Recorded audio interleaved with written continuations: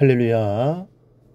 사랑하는 대강의 가족 여러분, 오늘 하루도 하나님의 말씀과 동행하는 삶이 되길 소망합니다. 오늘 함께 나눌 하나님의 말씀은 데살로니가전서 5장 20절 말씀입니다. 예언을 멸시하지 말고. 아멘. 믿음이 좋은 한 자매가 선교단체 수련회에서 전도사님 한 분을 만나 교제하게 되었습니다. 처음엔 결혼을 염두에 둔 만남이 아니었는데 젊은 사람들이 자주 만나다 보니 전도사님 마음에 먼저 불이 붙고 말았습니다. 그래서 사랑을 고백하고 자신과 결혼해 주기를 요구했습니다. 그런데 자매의 마음이 문제입니다. 전도사님에게 호감은 가는데 결혼을 하고 싶은 정도의 깊은 마음은 아직 없는 것입니다. 그런데 상대방은 더 얘가 타기 마련입니다. 전사님은 이 자매의 마음을 사로잡으려고 할 수 있는 이야기들을 다 했습니다. 이 자신은 앞으로 크게 목회를 할 사람이라고, 결혼하기만 하면 아주 잘해주겠다고, 자신이 태어날 때 교회 목사님이 예언의 은사를 있으셨는데 갓난 자신을 보고는 나중에 큰 주의 종이 될 것이라고 예언을 해주셨다라는 것까지 이야기했습니다. 그런데 그 말이 자매의 마음을 더 흔들리게 하고 말았습니다.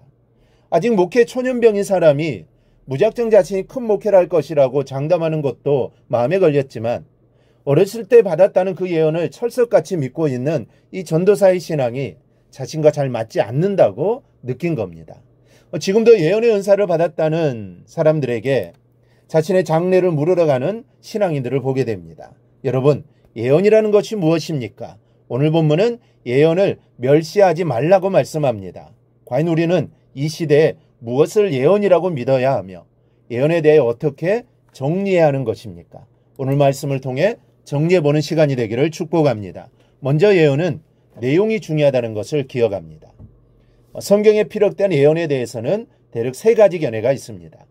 직접 하나님의 음성을 듣는 것을 예언이라고도 하고, 이미 기록된 구약의 말씀이나 또 사도들의 교훈을 해석하여 가르치는 것을 예언이라고 합니다. 그리고 앞으로 되어질 일들을 말하는 것을 예언이라고 하기도 합니다.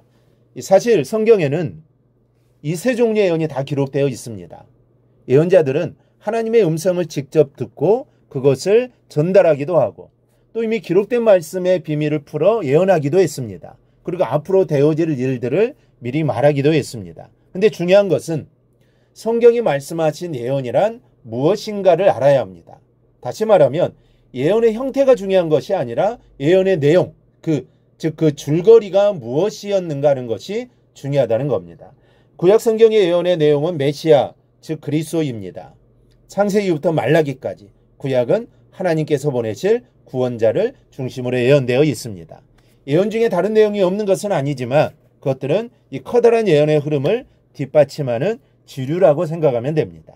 예언의 줄기에서 놓치지 말아야 하는 것이 바로 그리스도라는 맥입니다. 그리고 그리스도에 대해 말할 때 하나님께 직접 들은 음성이든 이미 기록된 말씀의 비밀을 해석한 것이든 그리스도께서 오실 장래 일을 예언하는 형식이든 그것이 중요한 것이 아닙니다. 중요한 것은 무엇을 예언했는가 하는 겁니다. 인류를 향한 하나님의 사랑의 역사를 얼마나 담고 있는가 하는 것이 중요합니다. 그리고 신약의 예언들은 그리스도께서 다시 하늘과 땅의 왕으로 오실 재림에 초점을 맞추고 있습니다. 그때 펼쳐질 새하늘과 새 땅과 영원한 생명이 예언의 주류입니다. 여기서 우리가 명심해야 할 것이 있습니다. 이 땅에서의 삶을 중심으로 한 개인적인 미래에 대한 예언은 성경적인 것이 아니라는 겁니다. 하나님께 이 땅에서의 우리의 삶에 대하여 크게 비중을 두시지 않습니다. 어차피 종이장처럼 말려 없어질 공간이기 때문입니다. 무관심하다는 말이 아닙니다. 이 땅에서의 삶을 보호해 주시되 중요하게는 생각하지 않으신다라는 뜻입니다. 다시 말하면 하나님은 우리가 우리의 삶의 초점을 이 땅에 두기를 원하시지 않는 것입니다. 여러분, 하나님께서 우리에게 예언을 주시는 것은 우리의 삶의 초점을 분명히 하라는 하나님의 음성입니다. 그런데 땅에 초점을 두는 예언을 주실 리가 있겠습니까? 우리는 이것을 알아야 합니다. 둘째, 우리에게 필요한 예언은 이미 충분하다는 것을 알아야 합니다. 모든 필요한 것이 성경에 다 기록되어 있습니다. 성경에 충실하면 사실 다른 예언은 필요하지 않습니다.